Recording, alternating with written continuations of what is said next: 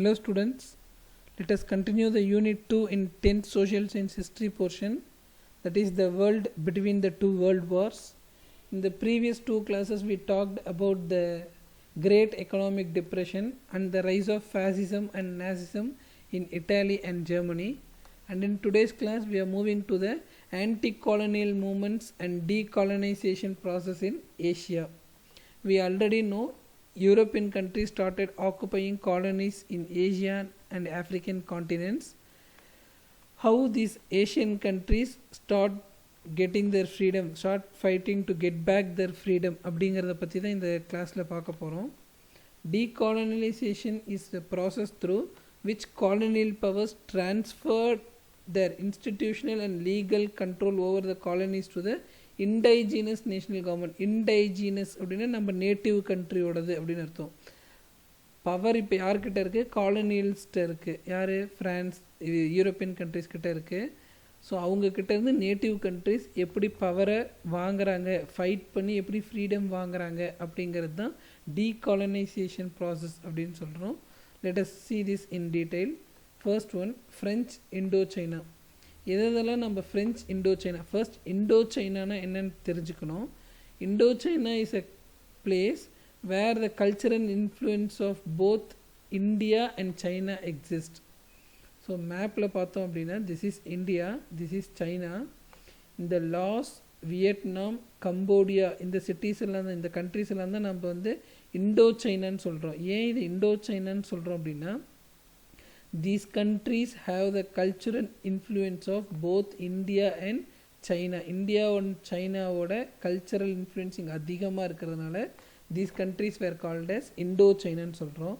அதுலேயும் பர்டிகுலராக France Indo சைனான்னு ஏன் சொல்கிறோம் அப்படின்னா, the Indo-China was occupied and made as an colony to France. இதெல்லாம் ஃப்ரான்ஸ் ஆக்குப்பை பண்ணி வச்சுருக்காங்க, அதனால் நம்ம இதை ஃப்ரான்ஸ் இண்டோ சைனான்னு சொல்கிறோம். இங்கே ஆன்டி காலனிசம் என்ன நடந்துச்சு அப்படின்னு பார்க்க போகிறோம். Indochina, today's Cambodia, Laos and Vietnam, had shown its discontent right from the beginning of French occupation. France 1887லேயே இந்த Indo-Chinese countries ஆக்குப்பை பண்ண ஆரம்பிச்சிட்டாங்க. So these Indo-Chinese people were very discontent, not satisfied about the France occupation in their country.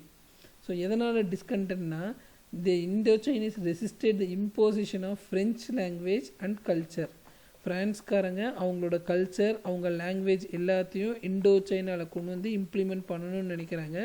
But these people started opposing the France culture and the language.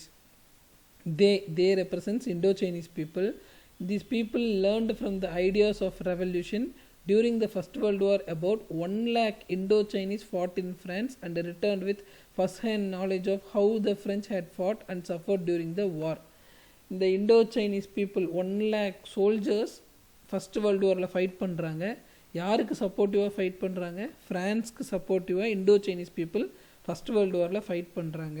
So அப்படி fight பண்ணும்போது எப்படிலாம் fight பண்ணணுங்கிற techniques எல்லாம் கற்றுக்கிட்டு வராங்க Indo Chinese people. Communist ideas from the mainland China were also a major influence. Already soldiers எல்லாம் எப்படி சண்டை போடணும், எப்படி ரெவல்யூஷன் பண்ணணுங்கிறதெல்லாம் லேர்ன் பண்ணிக்கிட்டாங்க.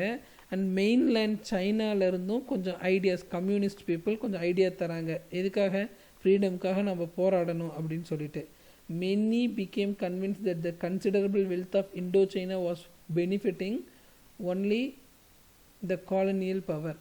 ஸோ எல்லா இண்டோ சைனாவோட வெல்த், ரிசோர்ஸஸ் எல்லாமே யாருக்கு தான் யூஸ் ஆகுது? ஃப்ரான்ஸ்க்கு தான் யூஸ் ஆகுது, நமக்கு யூஸ் ஆகலை. அதனால் நம்ம ஃப்ரான்ஸ்கிட்டேருந்து போராடி எப்படியாவது ஃப்ரீடம் வாங்கணும்னு இண்டோ சைனீஸ் பீப்புள் நினைக்க ஆரம்பிச்சிட்டாங்க. At the turn of the 20th century, growing nationalism led to sporadic violent outburst. நேஷனலிசம்னா நமக்கு ஆல்ரெடி தெரியும், love for one's own country is called as நேஷனலிசம். ஸோ அடிக்கடி ஸ்போராடிக் வயலண்ட் அவுட்பர்ஸ்ட் அப்படின்னா வந்து அடிக்கடி போராட்டம் வர்றது. ஸோ என்ன சொல்கிறது, அட் ரெகுலர் இன்டர்வல்ஸ் அப்படின்னு சொல்லலாம். ஒரு பர்டிகுலர் டைம் பீரியடுக்கு ஒரு தடவை போராட்டம் வந்துக்கிட்டே இருக்கிறது தான் ஸ்போராடிக் வயலண்ட் அவுட்பர்ஸ்ட் அப்படின்னு சொல்கிறோம். அடிக்கடி people of Indo China started fighting with the French people. In 1916 there was a major anti-colonial revolt which was crushed brutally. Anti colonial இந்த ஃப்ரான்ஸை எதிர்த்து பயங்கரமாக போராடுறாங்க Indo Chinese people. But that was crushed brutally. So ஃப்ரான்ஸ்காரங்க ரொம்ப அசால்ட்டாக அவங்களை வந்து என்ன பண்ணிடுறாங்க, அமைதிப்படுத்திடுறாங்க, க்ரஷ் பண்ணிடுறாங்க இந்த ரிவோல்ட்டை. There was also guerrilla activities in Tonking, the place from where Ho Chi Minh was to arrive. So guerrilla attacks எப்படி இருக்கும் அப்படின்னா, that is not a planned attack, irregular attack தான் guerrilla அட்டாக் அப்படின்னு சொல்லுவோம். சோல்ஜர்ஸ்லாம் attack பண்ண மாட்டாங்க, civilians ஊரில் இருக்கிற மக்கள்லாம் தான் போய் என்ன பண்ணுவாங்கன்னா சடனாக போய் ஃபாஸ்ட்டாக அட்டாக் பண்ணிவிட்டு வேகமாக அவங்க பிளேஸ்க்கு திரும்ப வந்துடுவாங்க. ஸோ ஆப்பனன்ட் பார்ட்டி எக்ஸ்பெக்ட் பண்ணாத சமயத்தில் ஒரு ஆர்கனைஸ்டாலாம் இருக்காது, கண்ணா பின்னான்னு போய் அட்டாக் பண்ணிவிட்டு டக்குன்னு அவங்க பிளேஸ்க்கு திரும்ப வந்துடுறதுலாம் தான் guerrilla attacks-ன்னு சொல்கிறோம். Guerrilla attacks is an irregular war attack in which civilians participate. Civilian country people participate. It will be a sudden and fast attack and they will return back their country suddenly. So அந்த மாதிரி guerrilla attackலாம் நடக்குது. எங்கே நடக்குதுன்னா டாங்கிங் அப்படிங்கிற பிளேஸில் நடக்குது. See Laos, Cambodia, Vietnam இருக்குது. There is a place called Tonkin. அந்த பிளேஸில் தான் நிறைய guerrilla வார்ஸ்லாம் நடக்குது. People started opposing against the French colonial power. So அந்த டாங்கிங் பிளேஸ்லேருந்து தான் ஒரு பெரிய லீடர் ஃபார்ம் ஆகிறாரு. The leader name was Ho Chi Minh. The leader was Ho Chi Minh. அதுக்கு முன்னாடி நம்ம இதை பற்றி பார்த்துடலாம். சாரி, அது ஆல்ரெடி பார்த்தாச்சு. த எமர்ஜென்ஸ் ஆஃப் வியட் மின். The main stream political party in Indo China was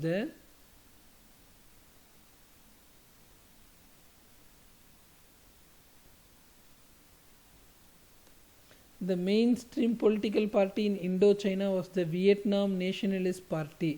So political party Indochina le main இருந்த party Vietnam National Party. It was formed in the year 1927 and it was composed of wealthy and middle class section of the people. இந்த Vietnam National Party ல இருக்கிறது எல்லாமே wealthy people. We know what is wealthy, rich people and middle class peoples எல்லாம் இருக்காங்க.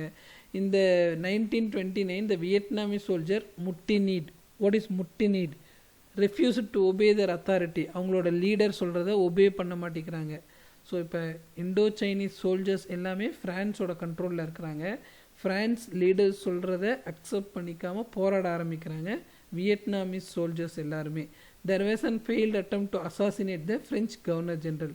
We already know what is assassination, to kill.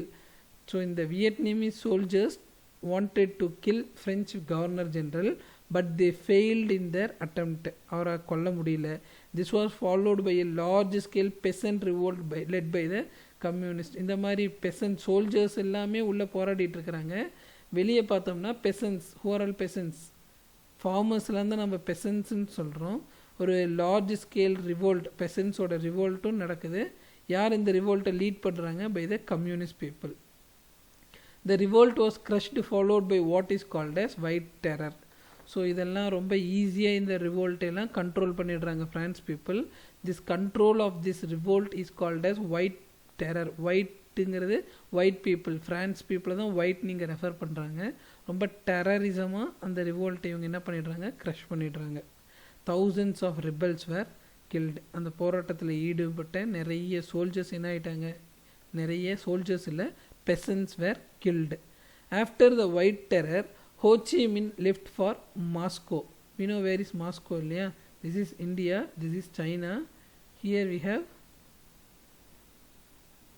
Russia. Here we have Russia and the capital of Russia is Moscow. இந்த white டெரருக்கு அப்புறம் Ho Chi Minh இந்த leader எங்கே போய்ட்றாரு? மாஸ்கோக்கு போய்ட்றாரு. And spend the 1930s in Moscow and China. When France was defeated by Germany in 1940, Ho Chi Minh and his lieutenants used this turn of events to advance the Vietnamese cause. So white டெரருக்கு அப்புறமேட்டு Ho Chi மின் எங்கே போய்ட்றாரு? மாஸ்கோவுக்கு போய்ட்றாரு. 1930s ஃபுல்லாக Moscow and சைனாவில் spend பண்ணுறாரு.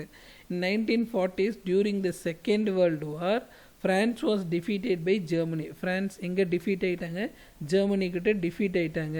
So இந்த சுச்சுவேஷனை நம்ம ப்ராப்பராக யூஸ் பண்ணிக்கணும். ஃப்ரான்ஸ் தோற்று போன சுச்சுவேஷனை நம்ம கண்ட்ரியோட இண்டிபெண்டன்ஸ்க்காக நம்ம ப்ராப்பராக யூஸ் பண்ணிக்கணும்னு சொல்லிட்டு ஹோச்சி மின் அண்ட் இஸ் ஜூனியர் அஃபீஸர்ஸ், லெஃப்டினன்ட்ஸ்னால் அவர் கீழே வேலை செய்கிறவங்க அந்த ஜூனியர் அஃபீஷியர்ஸ் வியட்நாம் இண்டிபெண்டன்ஸ்க்காக போராட ஆரம்பிக்கிறாங்க.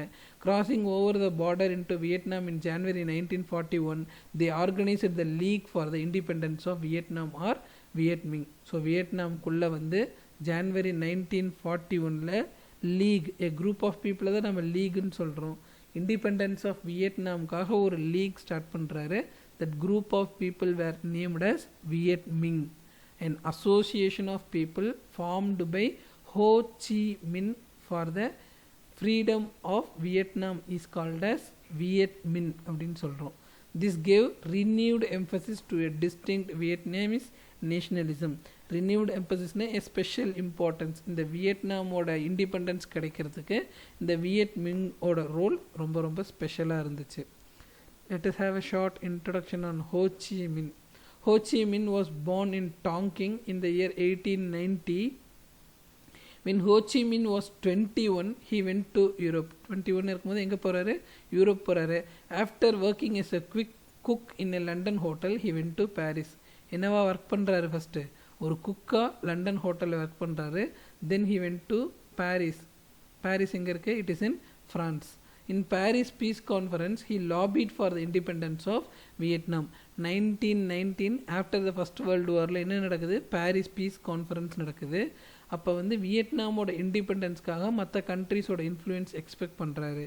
His articles in newspapers and especially the pamphlet French colonialism on trial made him well known as Vietnam nationalist.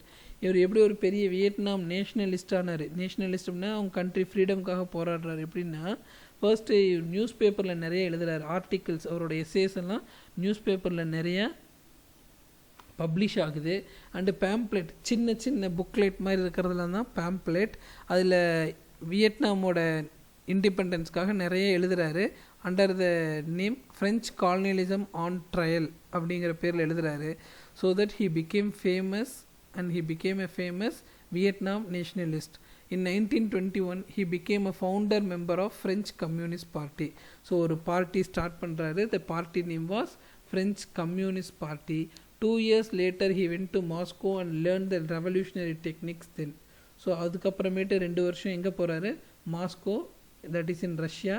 ரஷ்யாவுக்கு போய் எப்படிலாம் போராட்டம் பண்ணணும் அப்படிங்கிற டெக்னிக்ஸ் எல்லாம் கற்றுக்கிறாரு. இன் 1925 he founded the revolutionary youth movement.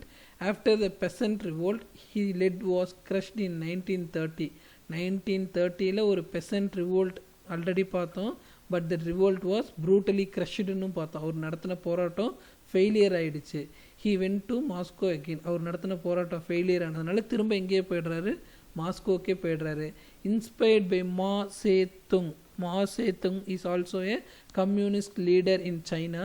அவரோட மா சேத்துங்கை பார்த்து நிறைய இன்ஸ்பயர் ஆகி he returned to Indochina after the Japanese invaded it, organized the communists and carried on his anti-colonial struggle.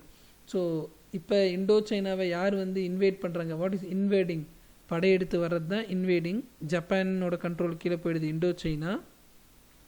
அப்போ வந்து இந்த கம்யூனிஸ்டர்ஸ் எல்லாம் ஒன்று சேர்த்தி ஆன்டி காலனியல் ஸ்ட்ரகிள், அந்த காலனிஸ்க்கு அப்போசிட்டாக இவர் போராட ஆரம்பிக்கிறாரு. ஹோ சி மின்.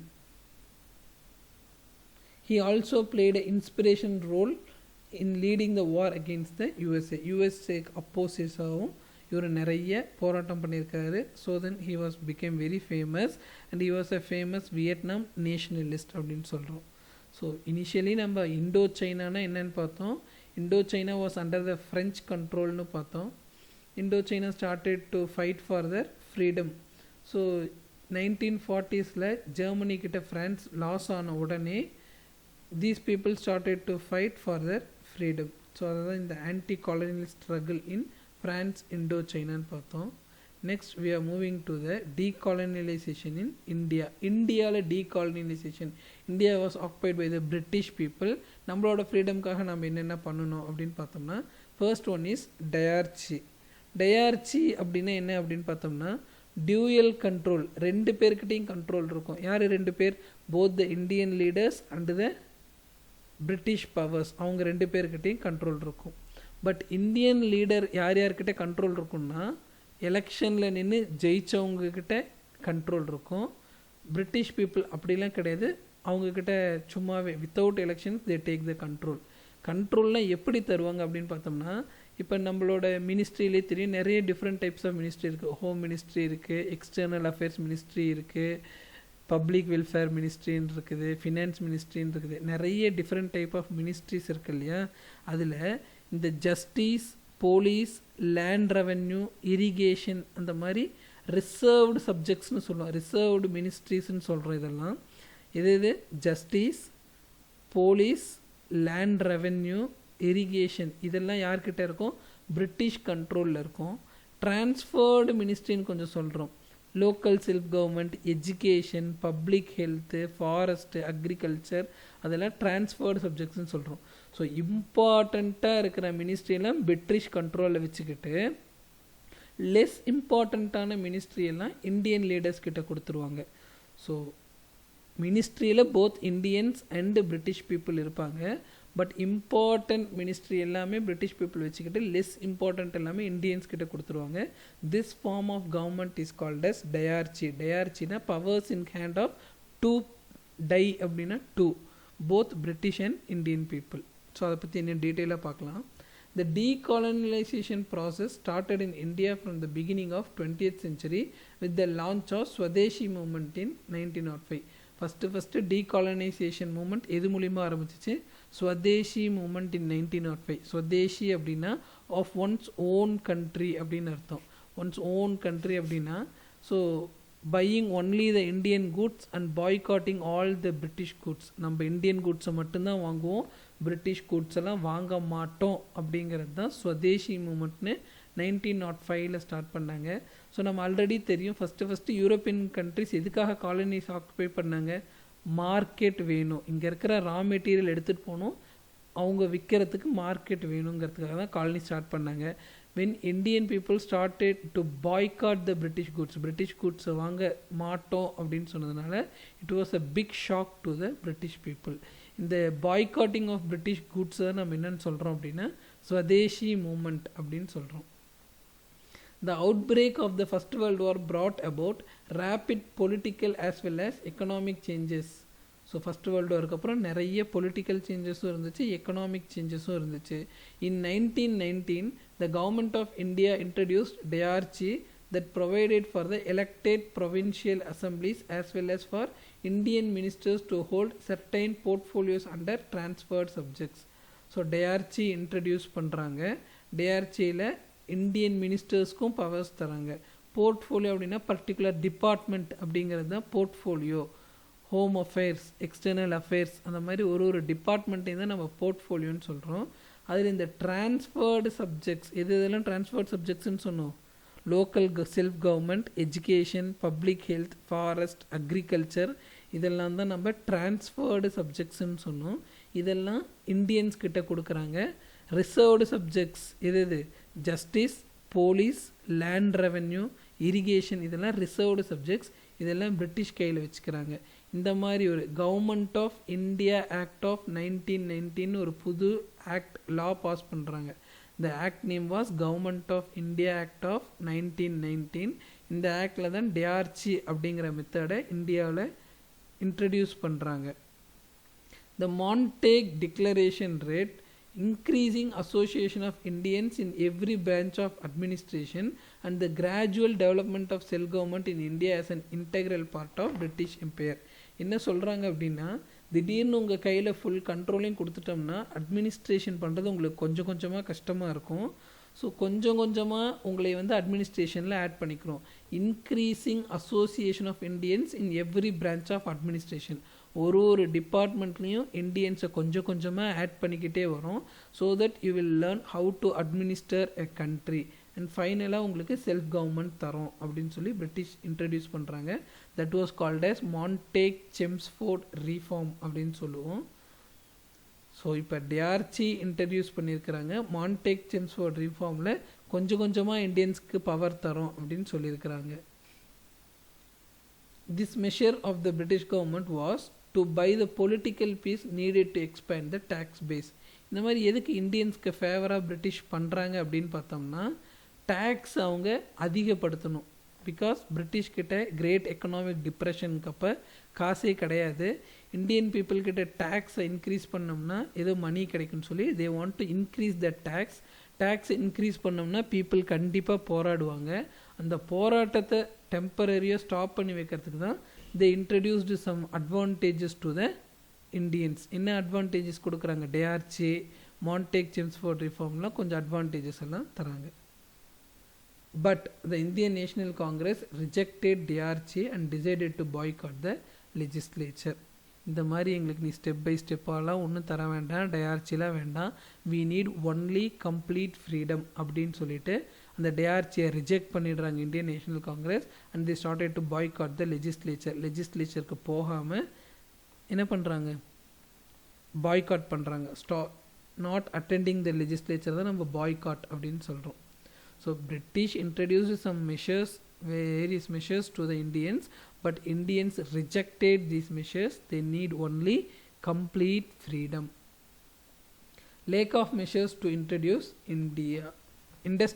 India. lack அப்படின்னா ரொம்ப கம்மியாக இருக்குது. இந்தியன் இண்டஸ்ட்ரீஸை டெவலப் பண்ணுறதுக்கு ஒன்றும் பிரிட்டிஷ் ஸ்டெப்ஸே எடுக்கல. என்ன பண்ணினாங்க? Despite the discriminating protection given to certain industries such as sugar, cement and chemicals, there was no change in the colonial economic policy. ஒரு சில industry, sugar industry, cement industry, chemical இண்டஸ்ட்ரிக்கெலாம் மட்டும் ஒரு சில ப்ரொடெக்ஷன் தந்தாங்க. பட் எக்கனாமிக் பாலிசியில் எந்த சேஞ்சஸுமே கொண்டு வரல. Incentives were provided for the British iron and steel industry by guaranteeing purchasing contracts. அவங்க பிரிட்டிஷ்காரங்களோட அயன் அண்ட் ஸ்டீல் இண்டஸ்ட்ரிக்கு மட்டும் கேரண்டீட் கான்ட்ராக்ட், கண்டிப்பாக நீங்கள் ப்ரொடியூஸ் பண்ணுங்கள், உங்கள்கிட்டருந்து நாங்கள் வாங்கிக்கிறோம் அப்படிங்கிற கேரண்டி. ஸோ இண்டஸ்ட்ரி அப்படின்னா ப்ரொடியூஸ் பண்ணுற கூட்ஸை விற்று தான் ஆகணும், கண்டிப்பாக விற்குங்கிறதுக்கு எந்த கேரண்டியுமே கிடையாது. பட் பிரிட்டிஷ் இண்டஸ்ட்ரீஸில் ப்ரொடியூஸ் ஆகிற கூட்ஸை மட்டும் கேரண்டீடாக வாங்கிக்கிறோம் அப்படிங்கிற பாலிசிஸ்லாம் இன்ட்ரடியூஸ் பண்ணுறாங்க. இன்சென்டிவ்ஸ் வேர் ப்ரொவைடட். இன்சென்டிவ்ஸ் அப்படின்னா இப்போ எக்ஸ்ட்ரா டைம் ஒர்க் பண்ண எக்ஸ்ட்ரா மணி தரோம், சம்திங் பூஸ்ட் பண்ணுறது, ஒர்க் பண்ணுறவங்கள பூஸ்ட் பண்ணுறது இன்சென்டிவ்ஸ்னு சொல்லுவோம். பிரிட்டிஷ் இண்டஸ்ட்ரீஸ்க்கெலாம் மட்டும் இன்சென்டிவ்ஸ் கொடுத்து கேரண்டிஸும் கொடுத்தாங்க. But in case of indigenous industries, இன்டைஜீனியஸ்னால் நம்ம கண்ட்ரியோட ஓன் இண்டஸ்ட்ரீஸ்க்கெல்லாம் support was given only in the form of technical advice and education and establishment of pioneer factories in new industries. So பிரிட்டிஷோட இண்டஸ்ட்ரீஸ்க்கு மட்டும் நிறைய இன்சென்டிவ்ஸ் கொடுத்து கேரண்டீட் கான்ட்ராக்ட் எல்லாம் கொடுத்தாங்க. பட் இந்தியன் இண்டஸ்ட்ரீஸ்க்கெல்லாம் only advice and establishment of pioneer factories. Pioneer அப்படின்னு யாரை சொல்லுவோம்னா the person who is first to start something. First ஏதாவது ஒரு இண்டஸ்ட்ரியை ஸ்டார்ட் பண்ணுறவங்க தான் பயனீர் அப்படின்னு சொல்லுவோம். நம்மளே ஃபாலோ பண்ணி 1000 பேர் பண்ணலாம், பட் ஃபஸ்ட்டு ஸ்டார்ட் பண்ணுறவங்க தான் பயனீர்னு சொல்லுவோம். ஸோ புது இண்டஸ்ட்ரி ஸ்டார்ட் பண்ணுறதுக்கும் அட்வைஸும் மட்டும்தான் இந்தியன் இண்டஸ்ட்ரீஸ்க்கு கொடுத்தாங்க. However, even this policy was soon abandoned as many British enterprises were opposed to this. So இந்த பயனீர், நீங்கள் புது ஃபேக்ட்ரிஸ் ஆரம்பிக்கிறதுக்கும் என்கரேஜ் பண்ணுறதுக்குமே பிரிட்டிஷ் பீப்புள் என்ன பண்ணாங்க? அப்போஸ் பண்ணினாங்க. இந்த சின்ன சப்போர்ட்டை கூட பிரிட்டிஷ் நம்ம இந்தியன் இண்டஸ்ட்ரீஸை டெவலப் பண்ணுறதுக்கு தரவே இல்லை. India's in the days of great economic depression. 1930s world ஃபுல்லாகவே கிரேட் எக்கனாமிக் டிப்ரெஷன் இருந்துச்சு. அந்த பர்டிகுலர் பீரியடில் இந்தியா எப்படி இருந்துச்சுன்னு பார்த்தோம்னா, the great economic depression of 1929 had a disastrous impact on British trade and business. So European countries எல்லாமே பயங்கர அடி யூஎஸ்ஏவோட எக்கனாமிக் டிப்ரெஷன்னால் இந்தியாவிலையும் எக்கனாமிக் டிப்ரெஷன் ரொம்ப அதிகமாக இருந்துச்சு. பிரிட்டிஷோட ட்ரேட் அண்ட் பிஸ்னஸும் பயங்கரமாக அஃபெக்ட் ஆச்சு. Foreign investment declined, particularly in the heavy industry sector like railway building. So foreign இன்வெஸ்ட்மெண்ட்னா வேறு கண்ட்ரிஸ் நம்ம கண்ட்ரியில் வந்து இன்வெஸ்ட் பண்ணி ஏதாச்சும் ஒரு பிஸ்னஸ் ஸ்டார்ட் பண்ணுறது தான் ஃபாரின் இன்வெஸ்ட்மெண்ட் சொல்கிறோம். டிக்ளைன்டு, ரொம்ப குறைஞ்சிக்கிட்டே வந்துச்சு. ஃபாரின் இன்வெஸ்ட்மெண்ட்ஸில் நம்ம கண்ட்ரிக்கு குறைஞ்சிக்கிட்டே வந்துச்சு. For the colonial government the expansion of trade was the only ideal mode of economy as it guaranteed easy access to the indirect tax revenue. So இப்போ காலனியல் கவர்மெண்ட் யூரோப்பியன் கண்ட்ரிஸ்லாம் என்ன பண்ணாங்க? ட்ரேடு பண்ணுனா மட்டும்தான் நமக்கு காசு கிடைக்கும். What is trade? Imports and exports is called as trade. நம்ம வேறு கண்ட்ரீஸ்க்கெல்லாம் எக்ஸ்போர்ட் பண்ணணும்னா அது மூலியமாக தான் நமக்கு காசு கிடைக்கும் அப்படின்னு சொல்லி ஃபாரின் கண்ட்ரீஸ்லாம் நினைக்கிறாங்க, காலனியல் பவர்ஸ்லாம் நினைக்கிறாங்க. What is indirect tax revenue அப்படின்னா there are two types of tax. டேக்ஸ்னு என்னென்னு தெரியும், money paid by the people to the கவர்மெண்ட்டை தான் நம்ம டேக்ஸ் அப்படின்னு சொல்கிறோம். டைரக்ட் டேக்ஸ் அப்படின்னா நீ சேலரி வாங்குற, உனக்கு ஏதோ ஒரு பர்டிகுலர் இன்கம் வருதுன்னா உன்னோட இன்கம்காக நீ கட்டுறது, டைரெக்டாக கவர்மெண்ட்டுக்கு கட்டுறது டைரக்ட் டேக்ஸ்ன்னு சொல்கிறோம்.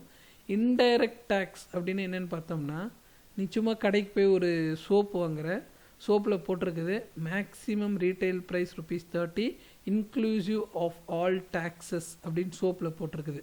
ஸோ அதை நம்ம டைரெக்டாக டேக்ஸ் கட்டலை, இன்டைரக்டாக டேக்ஸ் கட்டுறோம் ஏதோ ஒரு ப்ராடக்ட் வாங்கினோம்னா.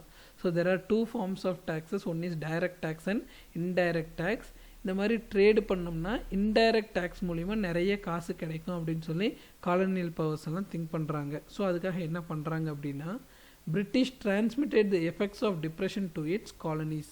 ஸோ அவங்களோட மணி ப்ராப்ளம் எல்லாமே அவங்களோட காலனியல் கண்ட்ரிஸ், கேப்சர் பண்ணி வச்சுருக்கிற கண்ட்ரிஸ்க்கு ட்ரான்ஸ்ஃபர் பண்ணுறாங்க. Bilateral trade. பைலேட்ரல் ட்ரேட்னா ட்ரேட் பிட்வீன் டூ கண்ட்ரிஸ், ரெண்டு கண்ட்ரிக்கு நடுவில் நடக்கிற ட்ரேடை தான் நம்ம பைலேட்ரல்னு சொல்கிறோம். மல்டிலேட்ரல் அப்படின்னா trade between many countries is called as multilateral trade. Trade carried on between only two countries is called as bilateral trade. நீங்கள் எங்கள் கண்ட்ரியோட மட்டும்தான் ட்ரேடு பண்ணணும் அப்படின்னு சொல்லி கேப்சர் பண்ணி வச்சுருக்கிற கண்ட்ரிஸ் எல்லாம் காலனியல் பவர்ஸ் ட்ரீட்டி சைன் பண்ணிக்கிறாங்க.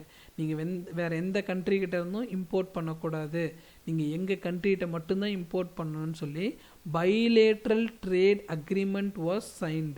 Bilateral treaty between Britain and the member states of the British Empire were signed at an economic summit in Ottawa in 1932.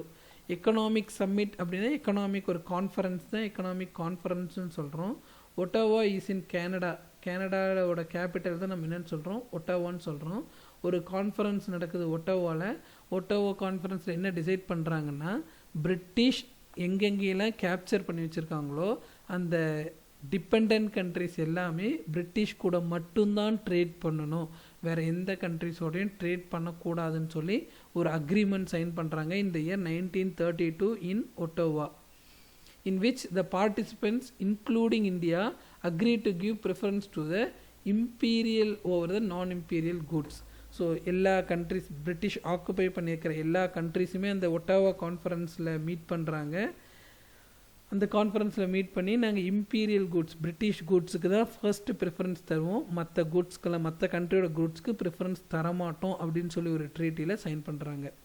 So British பயங்கர எக்கனாமிக் டிப்ரெஷனில் இருக்குது. இது எப்படி சரி பண்ணலான்னா நம்மளோட காலனியல் கண்ட்ரிஸ் மூலியமாக தான் நம்ம சரி பண்ண முடியும்னு பிரிட்டிஷ் நினச்சி they signed a bilateral trade agreement between the colonial powers na British and the dependent countries.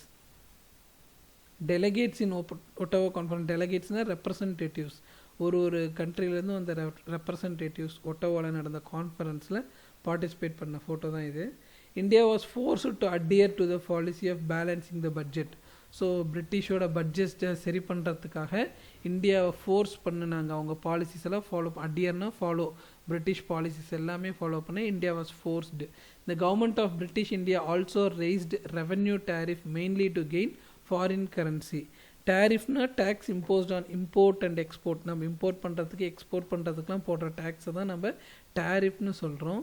Foreign currency நிறைய கெயின் பண்ணுறதுக்காக இந்தியன் டேக்ஸஸும் நிறைய என்ன பண்ணுறாங்க, டேக்ஸை அதிகப்படுத்துகிறாங்க. Why do we need foreign currency? எதுக்காக நமக்கு ஃபாரின் கரன்சி வேணும் அப்படின்னா, mainly we can see 3 points எதுக்காக ஃபாரின் கரன்சி வேணும் அப்படிங்கிறதுக்கு. ஸோ இப்போ நம்ம ஒரு ஃபாரின் கண்ட்ரிகிட்ட கடன் வாங்கியிருக்கிறோம் அப்படின்னா அதை திரும்ப பே பண்ணுறதுக்கு ஃபாரின் கரன்சி வேணும், ஒன் திங். செகண்ட் திங் என்ன பார்த்தோம் அப்படின்னா, நம்ம ஏதோ ஒரு ஃபாரின் கண்ட்ரிகிட்டேருந்து ஏதோ ஒரு பர்டிகுலர் திங் இம்போர்ட் பண்ணுறோம். இம்போர்ட்னா என்னது, ஃபாரின் கண்ட்ரிகிட்டேருந்து வாங்குகிறோம் அப்படின்னா அதுக்கு நம்ம பே பண்ணுறத அவங்க கரன்சியில் தான் பே பண்ணணும், அதுக்காக நமக்கு ஃபாரின் கரன்சி வேணும், அது செகண்ட் திங். தேர்ட் திங் பார்த்தீங்கன்னா இந்த எக்ஸ்சேஞ்ச் பற்றி பார்த்துருப்போம். One US dollar equal to 67 Indian rupees அந்த மாதிரி. ஸோ இந்த ஃபாரின் கரன்சி ரிசர்வ்னா ஃபாரின் கரன்சி வச்சுருக்கிற இடம் தான் ரிசர்வ். இந்த ஃபாரின் கரன்சி ரிசர்வில் எவ்வளோ ஃபாரின் கரன்சி இருக்கிறத வச்சு தான் நம்ம ரேட் ஃபிக்ஸ் ஆகுது. ஸோ இந்த 3 பாயிண்ட்ஸ்க்காக foreign exchange is very very important for a country. அதனால் ஃபாரின் கரன்சியை கெயின் பண்ணுறதுக்காக டேக்ஸஸ்லாம் இன்க்ரீஸ் பண்ணுறாங்க. Britons need for gold in the crisis years was met from the export of gold from India. பிரிட்டனுக்கு தேவைப்படுற கோல்டு எல்லாமே எங்கேருந்து எடுத்துகிட்டு போக ஆரம்பித்தாங்க, இந்தியாவிலேருந்து எடுத்துகிட்டு போக ஆரம்பித்தாங்க. By over valuing the Indian currency. நம்ம ஏற்கனவே டீவேல்யூவேஷன் பற்றி படித்தோம். டீவேல்யூவேஷன் பற்றி படித்தோன்னா டீவேல்யூவேஷன் பண்ணினோம்னா நம்ம கண்ட்ரிக்கு ஒரு டெம்பரரி பெனிஃபிட் கிடைக்கும்னு பார்த்தோம். ஓவர் வேல்யூ பண்ணணும்னா நம்ம கண்ட்ரிக்கு பெனிஃபிட் கிடைக்காது, ஆப்போனன்ட் கண்ட்ரிக்கு தான் பெனிஃபிட் கிடைக்கும். ஸோ இந்தியாவோட கரன்சியை ஓவர் வேல்யூ பண்ணணும்னா யாருக்கு பெனிஃபிட் அதிகம்? பிரிட்டிஷ் பீப்புளுக்கு பெனிஃபிட் அதிகம். So by over valuing the Indian currency British made imports cheaper. அவங்க கூட்ஸு சீப்பாக இம்போர்ட் பண்ணிக்கிட்டாங்க இந்தியன் கரன்சியை ஓவர் வேல்யூ பண்ணது மூலிமா. The currency exchange policy fuelled tension between the colonial government and it subjects. Subjects அப்படின்னா dependent countries. இப்போ India is a subject of British அப்படின்னு சொல்லலாம். ஸோ இந்த காலனியல் கவர்மெண்ட் பிரிட்டிஷ்க்கும் அவங்க கேப்சர் பண்ணி வச்சுருக்கிற கண்ட்ரிஸ்க்கும் பயங்கர ப்ராப்ளம் வர ஆரம்பிச்சிச்சு. எதுக்காக? இந்த கரன்சி எக்ஸ்சேஞ்ச் பாலிசினால்.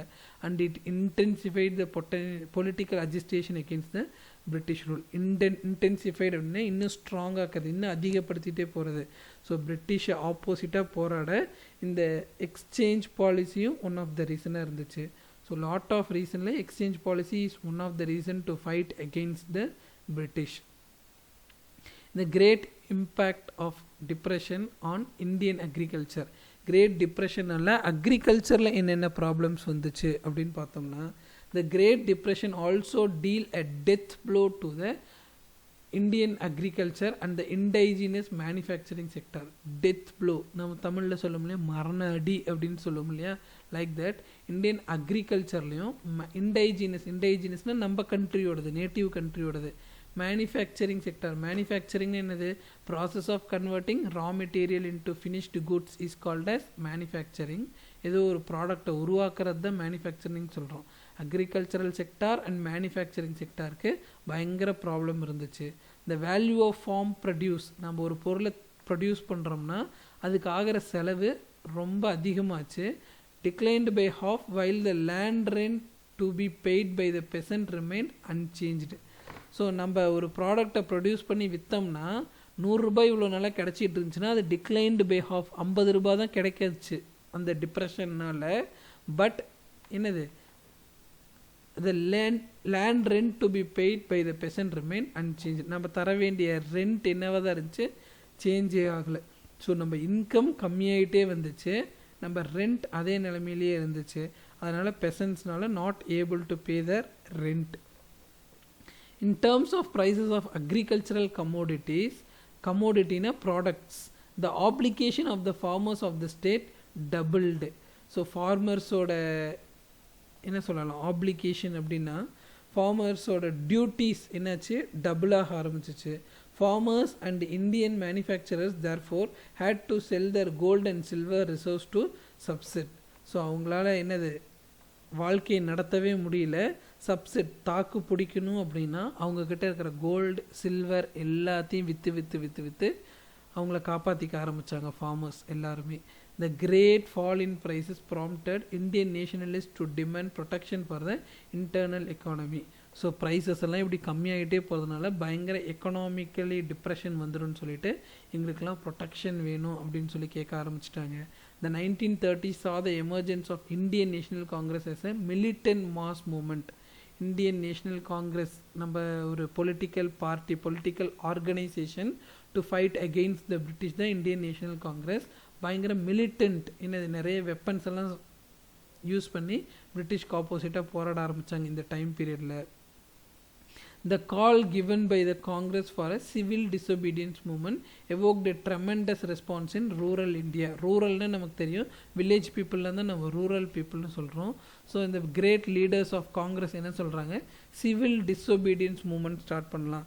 சிவில் டிஸ்ஒபீடியன்ஸ் மூமெண்ட்னா தமிழில் வி கால் இட் as ஒத்துழையாமை இயக்கம் அப்படின்னு சொல்கிறோம். We refuse to obey the orders. கவர்மெண்ட்டோட ஆர்டர் எல்லாமே என்ன பண்ணுவாங்க, பிரிட்டிஷ் கவர்மெண்ட்டோட ஆர்டர்ஸ் எல்லாருமே ரெஃப்யூஸ் பண்ணுவாங்க, அது எதையுமே ஃபாலோ பண்ண மாட்டோம் அப்படின்னு சொல்லி போராட்டம் பண்ணுறது தான் civil disobedience movement. So Indian National Congress நாமெல்லாம் சிவில் டிஸ்ஒபீடியன்ட் மூமெண்ட் பண்ணலான்னு ஒரு கால் பண்ணுறாங்க. All the rural people of India started and evoked, பயங்கர இன்ட்ரெஸ்டாக பார்ட்டிசிபேட் பண்ண ஆரம்பித்தாங்க இந்த மூமெண்ட்டில். Left radicalism were also much in evidence. Left radicals அப்படின்னு நமக்கு தெரியும். ரேடிக்கல்ஸ்னால் ரொம்ப வயலண்ட்டாக போராடுறவங்களாம் தான் ரேடிக்கல்ஸ்னு சொல்லுவோம். அதுவுமே ரொம்ப அதிகமாகிட்டே இருந்துச்சு. There introduced a government of India act in the year 1935. புதுசாக ஒரு ஆக்ட் பாஸ் பண்ணுறாங்க. That was called as government of India act in the year 1935. இந்த சிவில் டிஸ்ஒபீடியன்ஸ் மூமெண்ட்டில் இம்பார்ட்டன்ட் மூமெண்ட் தான் காந்திஸ் தண்டி யாத்ரா. ஸோ நமக்கு தெரியும் ஒரு சால்ட்டு, அதை பற்றி பின்னாடி டீட்டெயிலாக படிப்போம் லெசன்ஸில். சால்ட் சத்தியாகிரகம்னு நடந்துச்சு. ஸோ அதில் காந்தி என்ன பண்ணுறாரு, ஒரு 400 கிலோமீட்டர்ஸ் நடந்தே போய் போராட்டம் பண்ணுறாரு. That is called as Dandi Yatra. அதை பற்றிலாம் will study in future lessons. So now will move to government of India act of 1935. The British has to appease the Indian nationalists and the outcome was the passage of Government of India Act 1935. அப்பீஸ்னா satisfy பண்ணுறது. Indians எல்லாமே பயங்கரமாக போராட்டம் பண்ணிகிட்டு இருக்கிறாங்க civil disobedience மூலமாக.